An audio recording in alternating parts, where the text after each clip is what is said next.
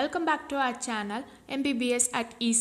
In this video we will be learning about citric acid cycle. If you have not watched glycolysis and fate of pyruvate, please do watch, link in description. Without no further delay, let's jump into the video. The other names of the citric acid cycle are Krebs cycle and tricarboxylic acid cycle. It was named Krebs cycle because Hans Krebs found that, and the most of the intermediates contain 3 carboxylic acid groups in it, so it is called tricarboxylic acid cycle. Krebs cycle essentially involves oxidation of acetyl-CoA to carbon dioxide and water. About 65 to 70% of ATP are synthesized from TCA cycle. Two-thirds of oxygen inspired by us are consumed in this process. It is the final common oxidative pathway. It has both anabolic and catabolic pathway, that is amphibolic role. The intermediates of Krebs cycle are precursors for the synthesis of amino acids and nucleotides. For example, oxaloacetate is used in the synthesis of aspartate, alpha-ketoglutarate in the synthesis of glutamate, and succinyl-CoA in heme synthesis. It is the source of reduced coenzymes. Components of this cycle have a direct or indirect controlling effect on key enzymes of other reactions. The aspartate is used in the synthesis of non-essential amino acids, purines and primitides, and vice glutamate is used in the synthesis of non-essential amino acids, purines, citrate in fatty acids and sterol synthesis. Citric acid cycle is the final common oxidative pathway of carbohydrate, proteins, fats, connecting all individual pathways either directly or indirectly. It is located at mitochondrial matrix in close proximity with the electron transport system so that ATP can be produced easily without any hindrance. Citric acid cycle is the combination of acetyl-CoA with oxaloacetate to form citric acid. In the following reactions, 2 carbon dioxide are released and oxaloacetate is regenerated and recycled for further reaction. Oxaloacetate plays an important catalytic role in Krebs cycle. This is the overview of citric acid cycle. Let's learn briefly about that. The first reaction is the formation of citrate. Acetyl-CoA combines with oxaloacetate to give citrate with the help of the enzyme citrate synthase. Second and third are the double-step reactions, isomerization of citrate to isocitrate with an intermediate of cis-aconitate. There are loss of 2 water molecules and the enzyme is aconitase. Aconitase is inhibited non-competitively by fluoroacetate. Again, it's a two-step reaction. Formation of alpha-ketoglutarate with the help of an enzyme isocitrate dehydrogenase.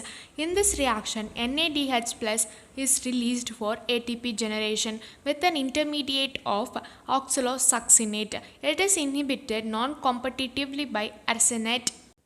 The sixth reaction is the formation of succinyl-CoA from alpha-ketoglutarate with the help of an enzyme alpha-ketoglutarate dehydrogenase with the liberation of carbon dioxide and NADH plus H plus for ATP generation. It is an oxidative decarboxylation reaction. It depends on 5 factors, namely TPP, lipomide, NAD plus, FAD plus and CoA.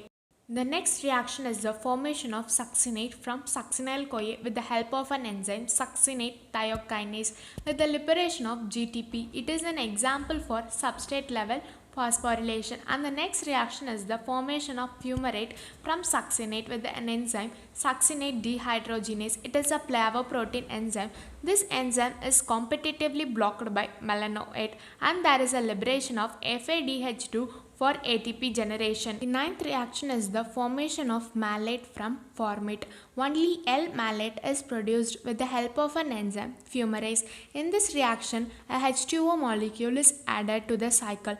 And the final reaction is the regeneration of oxaloacetate as said before with the help of an enzyme malate dehydrogenase, and there is a liberation of NADH plus H plus which moves to ETS for ATP generation.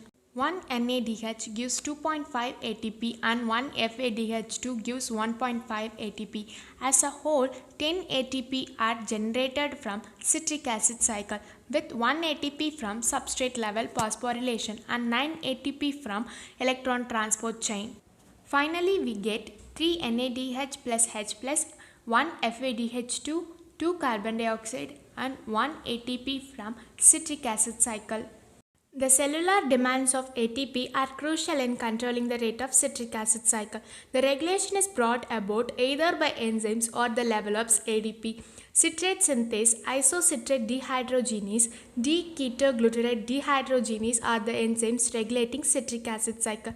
Availability of ADP is very important for citric acid cycle to proceed. This is due to the fact that unless sufficient levels of ADP are available, oxidation of NADH and FADH2 through electron transport chain stops. The accumulation of NADH and FADH2 will lead to inhibition of the enzymes and also limits the supply of NAD plus and FAD, which are essential for TCA cycle to proceed. Citric acid cycle is both catabolic and anabolic in nature, hence it is regarded amphibolic in nature.